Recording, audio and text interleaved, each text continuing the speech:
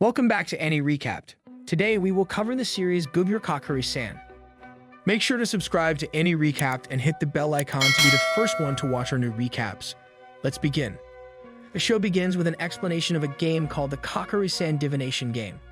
To play this game, users must move their index fingers around the board to call a fox ghost to answer the question. Regardless of how ancient the game is, no one knows if it is merely a game or a necromancy practice. However, it has been said that it should never be practiced. A little girl is spotted playing the game at a shrine. When she places her finger on a letter, the coin starts to tremble and a mysterious voice emerges, telling her that she would be haunted since she invited him. A young guy with wolf ears appears in front of her room, gasping for breath. When the girl notices him, she walks up to the door and locks it, not believing he is a ghost. However, he smashes her window and rushes in, leading her to threaten him with salt since ghosts are said to be scared of salt. When he sees this, he finds it amusing that she can threaten him with such a common culinary component.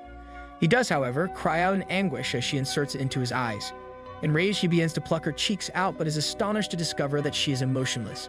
When he informs her that people are usually terrified of him, she confesses that she is a doll produced using cutting-edge biotechnology and displays no emotion since they are a waste of time.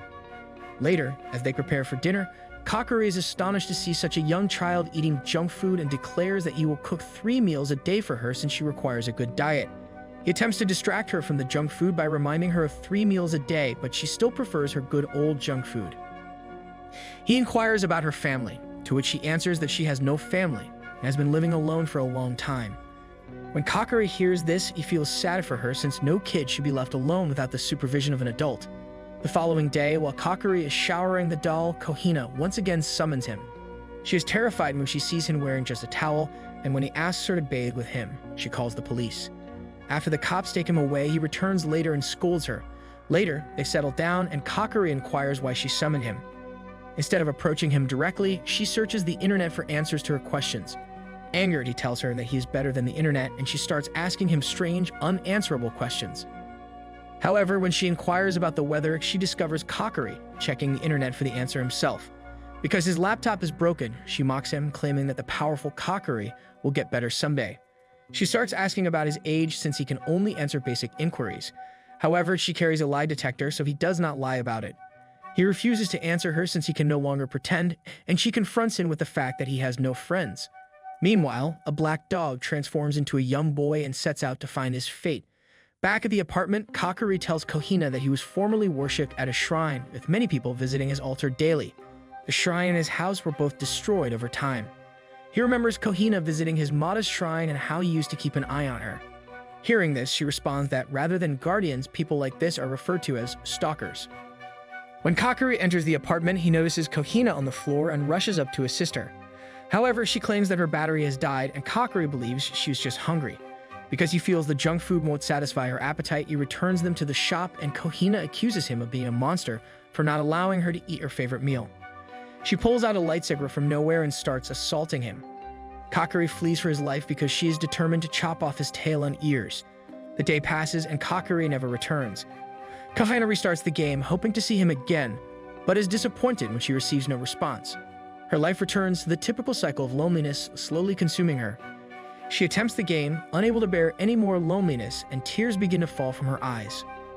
Suddenly, Kakuri appears, embraces her, and tells her that he didn't return so she wouldn't miss him, which enrages her. From Kakuri's viewpoint, their trip won't be very long, but he still wants to stay by her side until the day comes when they must say their goodbyes.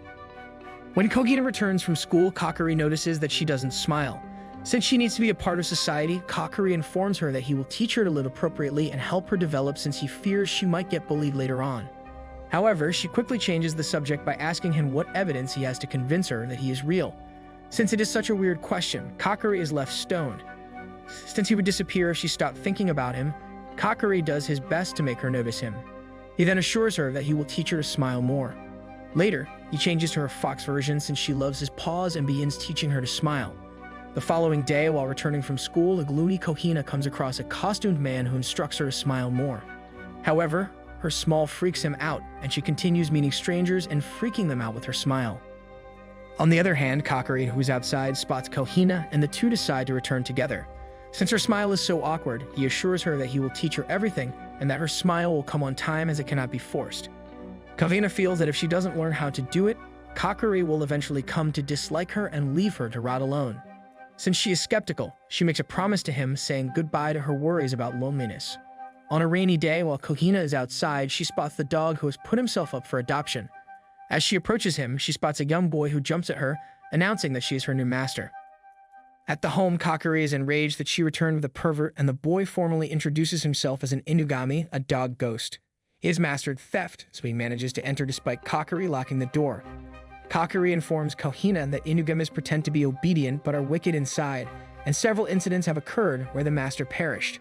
She starts being skeptical of the boy, but as he tells her that she will receive bowls of ramen, she immediately forms a contract with him, forcing Kakari to question how he knew her and her favorite food. He announces that he knows everything about her because he is her stalker, further injuring him.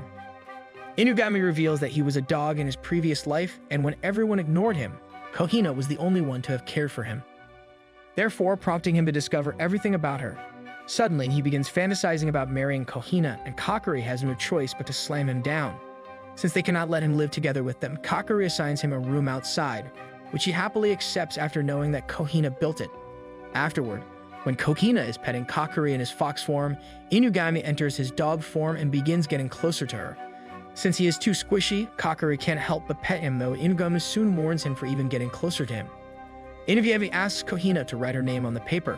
As she does, Kakari gets suspicious about it and finds a marriage registration form beneath it, prompting him to punish Inugami. Afterward, Inugami transforms back into a human, this time into a female version of him.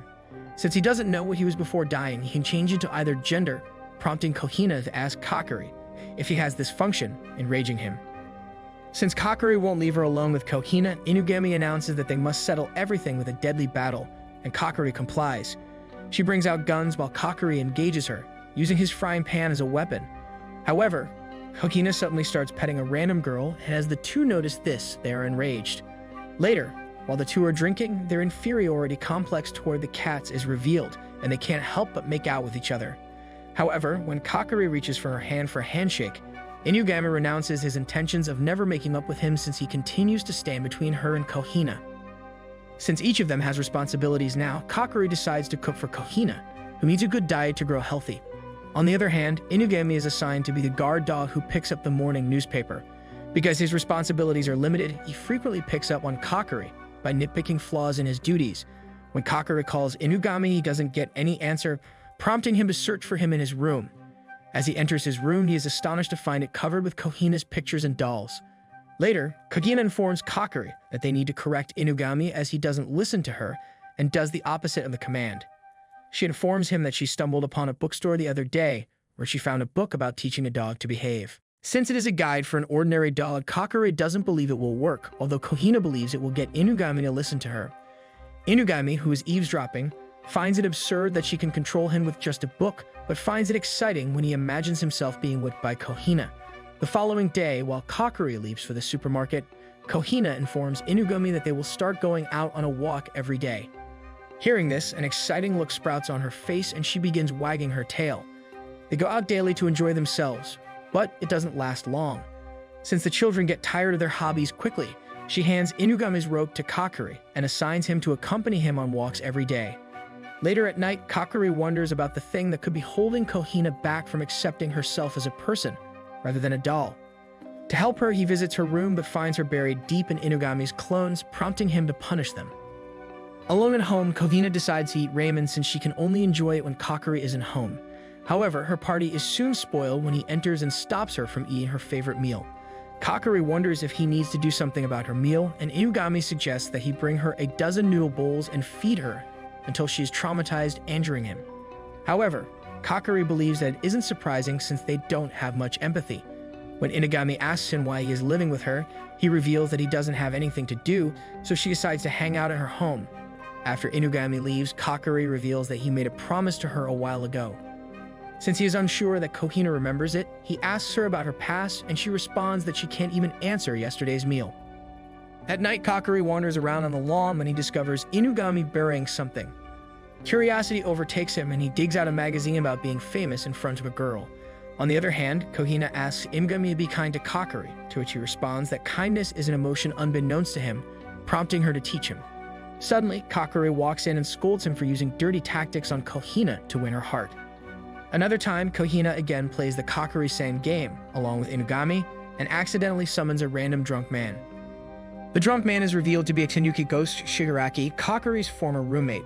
Kakari remembers him as someone who doesn't care about cleanliness and who used to deceive him into cooking his meals. He expresses amazement at having come upon the hereditary witch family. When Kohina hears it for the first time, she inquires about it, and Kakari explains that it is a family that employs animal ghosts, which pass from mother to kid.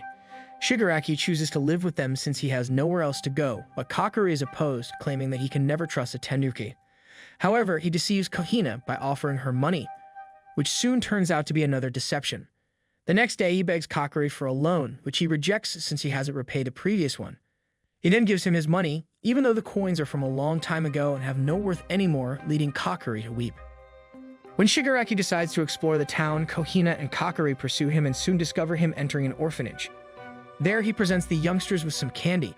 Not believing that he is this kind, Kakari approaches the lady in charge, who explains that Shigaraki often contributes to them, and that he is the reason the orphanage is still open. They approach him once he exits, and he reveals that all the children belong to the family he formerly plagued, indicating that he is the source of all evil. Kohina quickly departs because she needs to go to school, and Kakari tells Shigaraki that he is concerned that she will be bullied at school because of her nature. When he looks down from a tree, he sees her rushing after other females, which causes him to reconsider his concerns. He then goes down and meets her, and she admits her interest in an alien boy named Yamamoto. When Kakari and Inugami see him, they are taken aback since they feel he has duped them into believing he is an earthling. Some individuals pick Yamamoto up as they are ready to leave after her lesson, and Kohina informs Kakari that his parents occasionally come to pick him up. Kakari, on the other hand, responds that they were members of the extraterrestrial dissecting group. Shigaraki breaks in on Kakari and Inugami arguing, surprised to discover a girl in their house. He begins harassing her straight away, but Inugami rejects him instantly. Jimeko, a young tsundere at Kohina's school, seeks to attract her attention by placing flower vases on her chair daily. When she fails to notice them, the girl becomes enraged and confronts her, claiming that it is her method of bullying her. Kohina remembers seeing her a year ago when she moved to her school, and she was a loner like Kohina, which is why she wants to make friends with her. Jimeko starts to use various flowers to gain her attention by providing signs, but Kohina, like the sleepyhead she is, fails to notice anything. When they learn the next day that a new transfer student will attend the school, Kohina promises that she will not modify her reaction since she doesn't care who it is.